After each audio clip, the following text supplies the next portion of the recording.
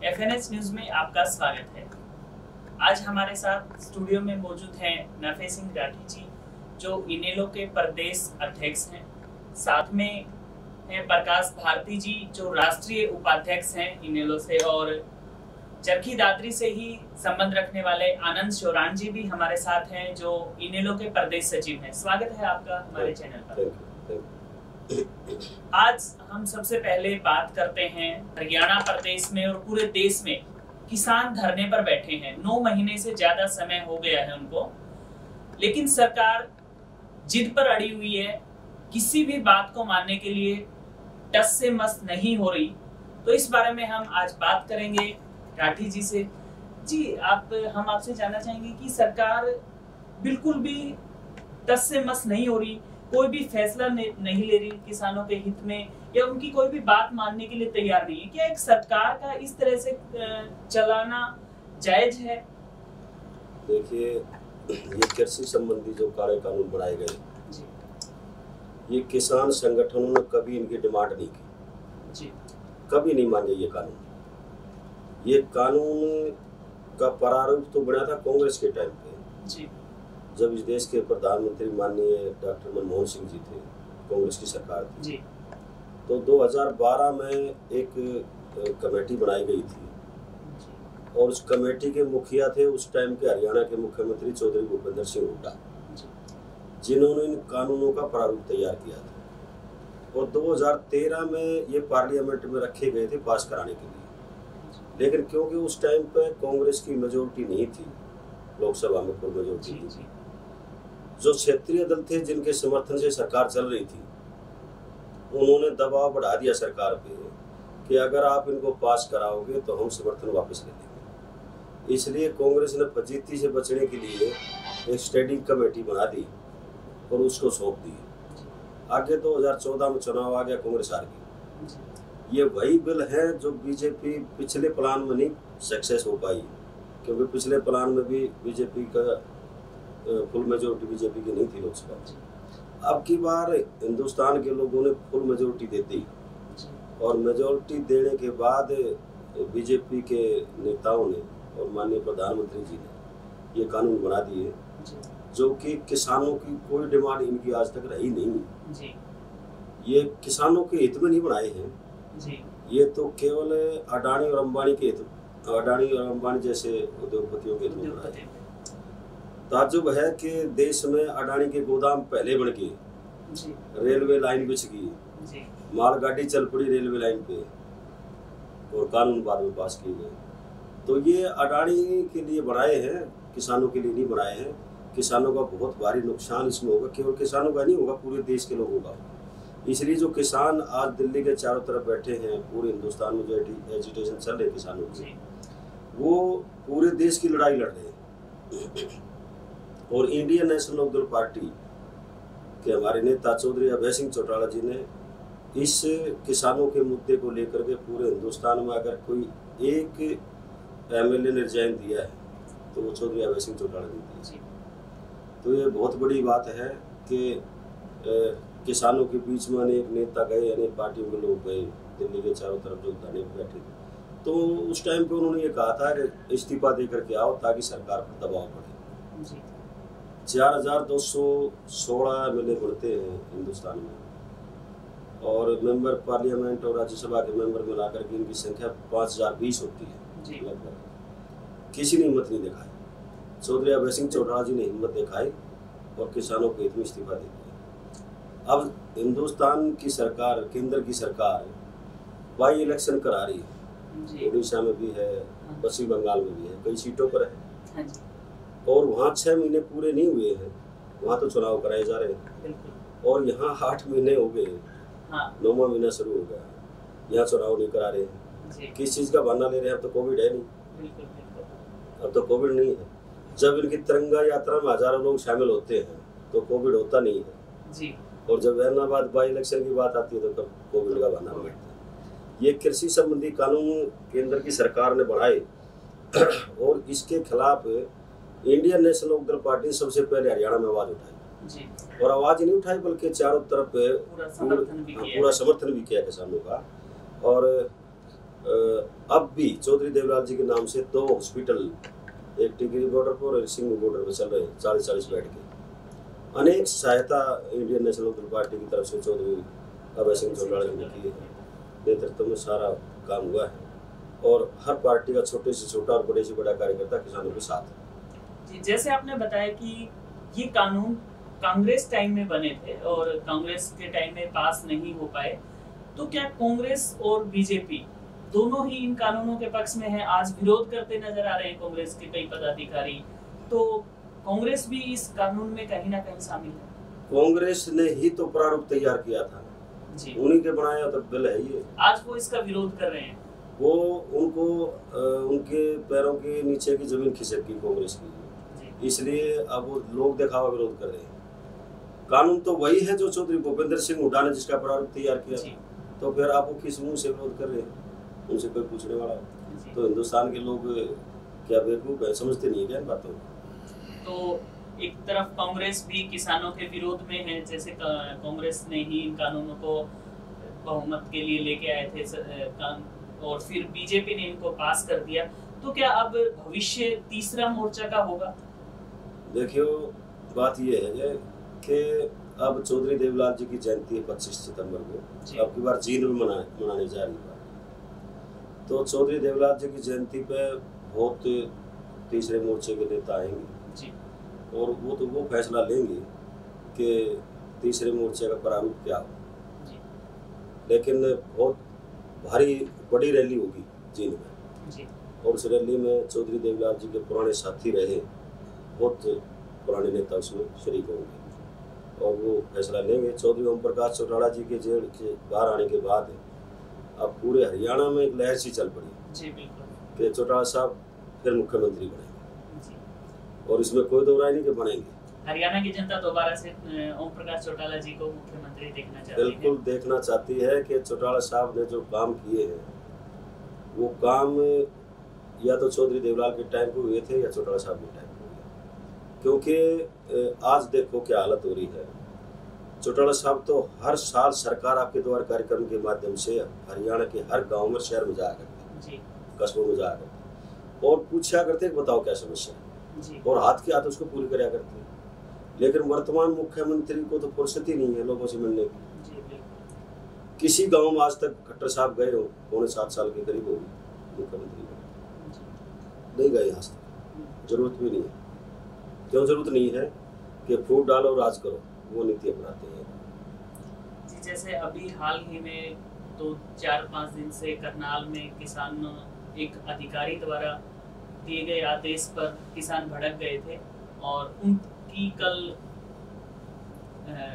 सरकार द्वारा फैसला लिया गया है कि उसकी न्यायिक जांच होगी। इस जांच से आपको क्या लगता है कि किस प्रकार की जांच होगी और क्या ये किसानों की एक जीत भी मानी जा सकती है? एक जीत का शुरुआत हो गई है और किसान अब कानून वापिस में भी किसानों के ऊपर कोई बात की जाएगी इस बारे में? देखिए, ये किसान संगठनों का और प्रशासन का फैसला कल बैठ करके हुआ है, तो हम इसमें कोई टीका टिप्पणी नहीं करते, लेकिन हमें उम्मीद है कि किसानों के साथ न्याय होगा, और अगर न्याय नहीं किया सरकार ने तो फिर सरकार को उसका खामियाजा उठाना पड़ेगा।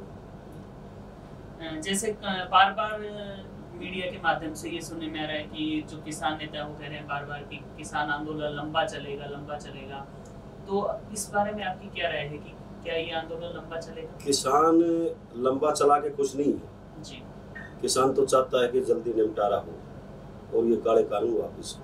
सरकार अपनी जिद पर अड़ी हुई है जी, और जितना भी मीडिया है उसमें से 99.9% गोदी में जा बैठे मोदी की में। ये अच्छी परंपरा नहीं है लोकतंत्र में। क्या ये लाखों किसान 9.5 महीने से संघर्ष कर रहे हैं, सड़कों पर बैठे हैं, क्या उनको दिखाई नहीं देता कि ये पूरे देश के गरीब लोगों की लड़ाई लड़ रही है? जब वो कहते हैं भाई हमने ये कानून चाहिए नहीं, तो फिर किसके लिए बना रहे हो आप? क्यों बना रहे हो? ये केवल अडानी के लिए, अंबानी के लिए कानून बनाए गए हैं, किसानों के लिए नहीं बनाए गए, आम आदमी के लिए नहीं बनाए गए। इसलिए किसान अपनी लड़ाई जीत करके ही वापस आएगा, और हमारी पार्टी का शुरू से ही समर्थन आखिर तक रहेगा जब तक ये काले कानून वापस नहीं हो जाते। एक कानून और बना दिया है सरकार ने हरियाणा के लिए, अभी बनाया 15 दिन पहले, जब विधानसभा का अधिवेशन था, तो उसमें कानून बना दिया कि किसान की जमीन को एक ही दिन में कलेक्टर एक्वायर कर सकते हैं, और कलेक्टर की पावर ये एसडीएम को भी दे सकते हैं, ये तहसीलदार को भी दे सकते हैं, ये डीसी को भी दे सकते हैं, डीडीपीओ को भी दे सकते हैं। यानी किसान को उसके खेत में अगर इंजन रखा हुआ है, पानी का इंजन रखा है या कोई और सामान रखा है, बिजली का कनेक्शन है, मोटर लगी हुई है उसमें, तो मोटर भी निकालने की इजाज़त किसान को नहीं होगी, इंजन उठाने की किसान को इजाज़त नहीं होगी। एक ही दिन में एक्वायर करके, बगैर नोटिस के एक्वायर करके, और ये जमीन उद्योगपतियों को देने के लिए कानून उन्होंने एक और बना दिया हरियाणा में, जो कि बहुत असहनीय कानून है। ये किस तरह के कानून बनाते हैं समझ से बाहर है। केवल उद्योगपतियों को किस तरह से फायदा पहुंचे, ये इस किस्म में कानून बनाया जा रहा है। जी, अब हम बात करते हैं कृषि कानूनों से हटकर युवाओं और बेरोजगारों की। कुछ दिन पहले हरियाणा पुलिस का पेपर लीक हुआ, उससे पहले भी काफी सारे पेपर लीक हुए। युवा बेरोजगार होता जा रहा है, उसकी उम्र निकलती जा रही है फॉर्म भरने की, तो इस बारे में आप क्या कहना चाहेंगे? पिछले महीने में 3500 पुलिस के सिपाहियों की भर्ती के लिए एग्जाम हुए थे, और 3500 के अगेंस्ट लगभग 7,64,000 बच्चों ने फार्म भरे थे। फार्म भरने से लेकर के एग्जाम तक बैठने तक, एग्जाम देने तक और घर वापस आने तक कम से कम 5-7 हज़ार रुपये एक बच्चे का खर्चा आता है, और एग्जाम के सेंटर भी 150-200 किलोमीटर दूर करते हैं। आने जाने का खर्चा है, रुकने का खर्चा है, एक दिन पहले जाना पड़ता है, फार्म भरने का खर्चा है, फार्म भरने का खर्चा भी है, कोचिंग का खर्चा है, बहुत ज़्यादा खर्चा है। तो अब इन्होंने 29 पेपर लीक किए हुए हैं इनकी सरकार में, ताज्जुब है। 7 साल हो गए मुख्यमंत्री को। ये हरियाणा का ही नहीं, ये हिंदुस्तान का सबसे फेलियर मुख्यमंत्री है। ये पिछली जो इनकी अगर रेशो निकालोगे तो सबसे 60 नंबर पर जो सरकार आती है वो ये मुख्यमंत्री वो है, लेकिन अपना मन बहलाने के लिए तो पता नहीं क्या क्या कह देते हैं मुख्यमंत्री जी। तो हरियाणा के मुख्यमंत्री की छवि जो है वो पूरे देश में सबसे नीचे है, निचले सतर पर है। शर्म आती है, मैं कहती हूँ। पिछले साल भी थी और की बार भी। तो ये बेरोजगारों के साथ जो धोखाधड़ी सरकार कर रही है, कहते तो ये है नो पर्ची, लेकिन नौकरियां कितनी दी है सरकार ने, जरा बताएं तो सही। केवल मीडिया के माध्यम से दुष्प्रचार करते हैं, जात बरादरी को लड़ा करके, जाट नॉन जाट, मुसलमान हिंदू मुसलमान, ये इस किस्म की भ्रांति पैदा करके लोगों को लड़ा करके वोट लेने की इनकी आदत है। और वर्तमान मुख्यमंत्री जी 3 बार हेलीकॉप्टर लेकर गए हैं करनाल, लोगों ने उतरने नहीं दिया। जेजेपी और बीजेपी के लोग गांव में घुस नहीं सकते हैं, शर्म नहीं आती इनको। हजारों पुलिस वालों को साथ लेकर के घूमते हैं।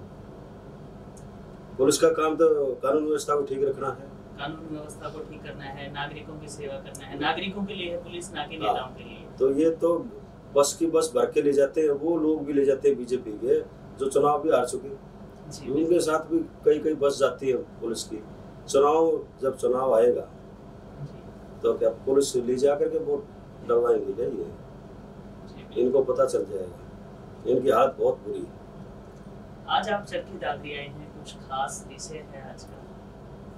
इंडियन नेशनल लोकदल पार्टी के हमारे राष्ट्रीय अध्यक्ष चौधरी ओम प्रकाश चौटाला जी कानून के हिसाब से अपनी सजा पूरी करके जब बाहर आए, तो उस टाइम पे कोरोना का मामला चल रहा था। तो गेट पे ही प्रेस वालों ने उनको रोका कि जी अब आप क्या करोगे जी। तो चौटाला साहब ने ये कहा था कि मैं सबसे पहले किसानों के बीच में जाऊंगा, जो दिल्ली के चारों तरफ बॉर्डर पर बैठे हैं, जो देश के गरीब लोगों की लड़ाई लड़ रहे हैं, वो सबसे पहले उनके बीच में गए। उसके बाद में जो टोल पर हजारों की संख्या में किसान बैठे उनके बीच में गए, जो किसान शहीद हुए थे उनको सांत्वना दी। और उसके बाद चौटाला साहब ने कार्यकर्ताओं से मिलने का प्रोग्राम बनाया। तो चौटाला साहब ने कहा कि भाई तेल के रेट बहुत ज़्यादा बढ़ा दिए, 100 रुपये लीटर से पार कर दिए। कार्यकर्ता मेरे पास मिलने के लिए आए, इससे अच्छा ये है कि मैं उनके पास जाऊँ, क्योंकि चौटाला साहब की शुरू से आदत रही है कि मिलने वाले का, कार्यकर्ता का, किसी भी आदमी का खर्चा ना बढ़े। इसलिए तो चौटाला साहब ने जो सरकार थी तो सरकार आपके द्वार कार्यक्रम से के माध्यम से आया करती ताकि लोग चंडीगढ़ के चक्कर ना खाते, इसलिए आया करते, सारा प्रशासन लेकर के आया करते। तो चौटाला साहब ने कहा कि मैं हर कार्यकर्ता से मिलूंगा, डिस्ट्रिक्ट वाइज कार्यक्रम बनाऊं। तो डिस्ट्रिक्ट वाइज कार्यक्रम बनाए। आज पूरे हरियाणा का दौरा चौटाला साहब का पूरा हो जाएगा, 22 के 22 दिन आज कंप्लीट हो जाएंगे। और चौटाला साहब के इन कार्यकर्ता मिलन समारोह में हजारों की संख्या में कार्यकर्ता आए, और जो साथी किसी वजह से दूसरी पार्टी में चले गए थे, नाराज होकर के बैठ गए थे, निराश हो गए थे, उदास हो गए, वो साथी भी कई साल में दोबारा से आए, भारी संख्या में। तो 25 सितंबर का देवीलाल जयंती मनाने का प्रोग्राम रखा गया है, उसके बारे में चौधरी देवीलाल जी हिंदुस्तान की महान शख्सियत हुए, किसानों के नेता हुए, गरीबों के नाती रहे। उन्होंने जो नीतियां बनाई, उन नीतियों की बदौलत आज भी हरियाणा का ही नहीं बल्कि पूरे देश में उस टाइम पे कानून नहीं हुआ करते थे जो चौधरी देवीलाल जी बनाए। अनेक कानून बनाए। मैं ज्यादा लंबी बात करूंगा, टाइम ज्यादा लग जाएगा। छोटे छोटे 2-3 बात कह देता हूँ जिनका फायदा आम नागरिक को हो रहा है।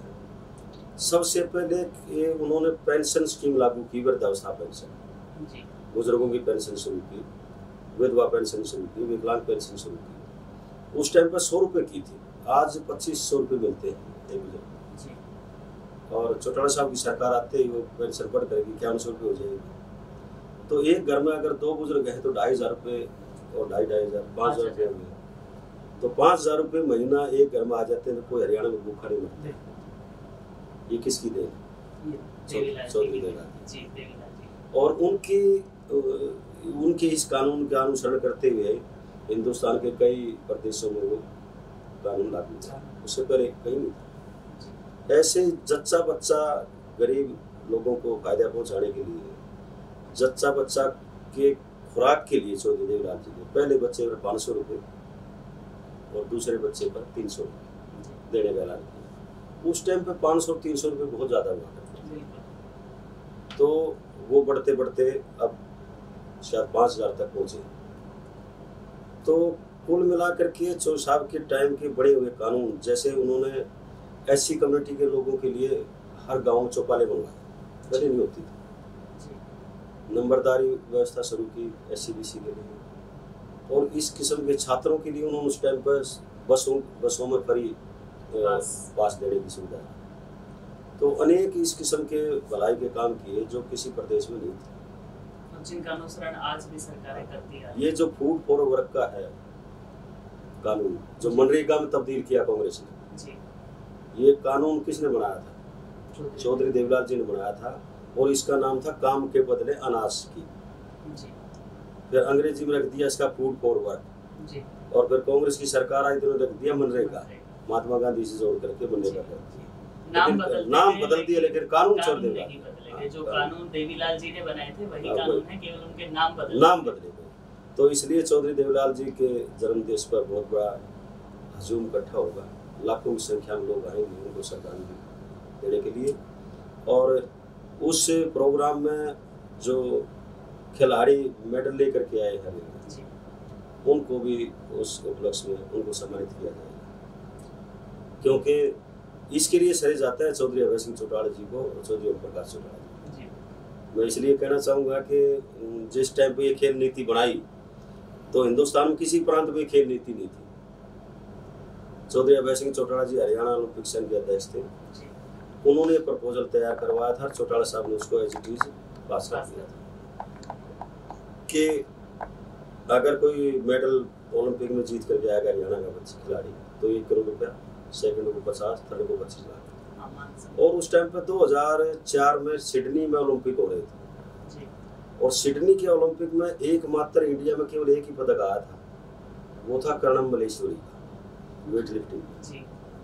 वो 3rd नंबर पे आई थी, यानी उनको कांस्य पदक मिला था। और कांस्य पदक लेकर के जब इंडिया में आई और हिंदुस्तान की धरती पर कदम रखा तो दिल्ली एयरपोर्ट पर जाकर के हरियाणा के अधिकारी उसका स्वागत किया था, 25 लाख रुपए नगद उनको वही दे दिए थे। उसके बाद और भी सुविधाएं काफी।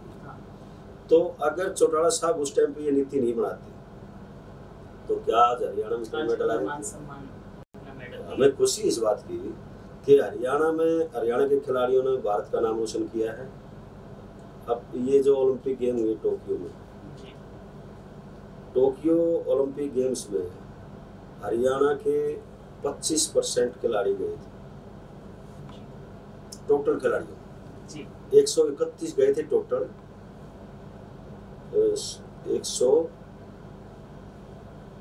124 गए थे, जिसमें से 31 हरियाणा। ये बहुत बड़ी बात है, ये बहुत बड़ी बात है कि हाँ कि 25% खिलाड़ी, जिसकी हरियाणा की आबादी 2% है जी, और खिलाड़ी 25% हरियाणा देता है हिंदुस्तान में। और फिर जो पदक जीत करके आए, पदक 7 आए थे टोटल जी, 7 में से 4 हरियाणा के, पदक आधे से ज्यादा है, 50% से ज्यादा है जी। तो खुशी की बात है हमारे लिए। लेकिन इसका श्रेय जाता है चौधरी ओम प्रकाश चौटाला। और जो आज भी मान सम्मान करने के लिए 25 सितंबर को खिलाड़ियों को बुला रहे हैं, उन खिलाड़ियों को बुलाएंगे। और पैरा ओलंपिक में जो मेडल जीत करके आए उसमें भी हरियाणा के खिलाड़ियों की संख्या सबसे ज्यादा है, तो हमें खुशी इस बात। जी, ये थे हमारे साथ नफे सिंह जी राठी, इनेलो के प्रदेश अध्यक्ष हैं। हमने इनसे बात की किसान कानूनों के बारे में, बेरोजगारी के बारे में, और 25 सितंबर को जो इनेलो पार्टी द्वारा चौधरी देवीलाल जयंती मनाई जा रही है जींद में, उसके बारे में। तो फिर मिलेंगे एक नई शख्सियत के साथ, तब तक के लिए देखते रहिए FNS न्यूज़ और हमारा चैनल लाइक करें, सब्सक्राइब करें, और आपको हमारा वीडियो कैसा लगा कमेंट बॉक्स में जरूर बताएं। Thank you.